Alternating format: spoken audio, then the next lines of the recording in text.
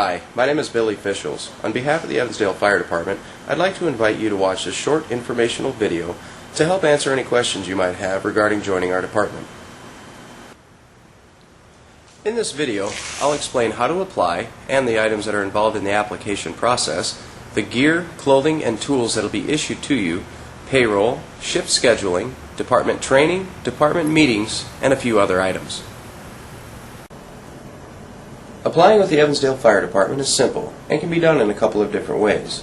You can either stop in at 911 South Evans Road and pick up a paper application, or you can simply go online to www.evansdalefire.com and click on the photo link near the center of the page. Once you have applied, the department will do a full background check, including a criminal history of your driver's license. After successfully completing this, the department will direct you to the nearest occupational health center for a pulmonary function test and a physical. These costs will be covered by the department.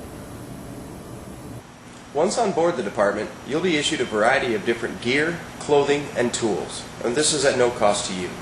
You'll also be issued a locker, and this is kept on the apparatus floor. You will be fully trained for the proper usage and function of each item in your locker. Along with the gear and equipment on the apparatus floor, you'll be issued 2 different types of shirts and a pager, again, at no cost to you. Our department dress shirt with a badge, and 2 t-shirts, similar to the one that I'm wearing now.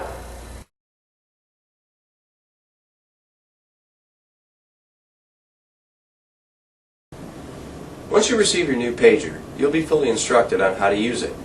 Each night at 8 o'clock, the Communications Center conducts a test of the paging system. This test covers all fire department pagers in the Blackhawk County area. Any problems with your pager not going off should be reported to one of the officers on the department as soon as possible. Even though Evansdale Fire and Rescue is a volunteer service, we are still paid on a per-call basis. Checks are written once a month, and they are directly deposited into the bank account of your choice. Shortly after you receive your gear and equipment, you'll be trained in basic firefighting practices along with CPR. You will then be able to respond to calls. However, until you've been fully trained and qualified, you will not be allowed to participate in structural firefighting. Instead, you will act as a support role, arriving on another responding vehicle. Because the Evansdale Fire Department responds to both fire and EMS calls, we conduct 2 different types of training each month. The first Wednesday of the month focuses on EMS. The third Wednesday of the month focuses on firefighting. These meetings begin at 6 p.m. and generally last until about 9.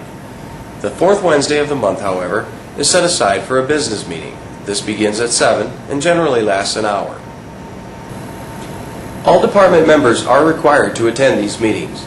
Should a scheduling conflict arise, work, vacation, etc., it is your responsibility to phone in and explain why you will not be attending.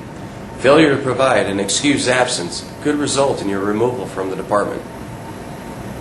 Each member of the department is allowed to visit the station on their free time. I recommend doing this. It will allow you the time needed to familiarize yourself with the vehicle and where things are inside.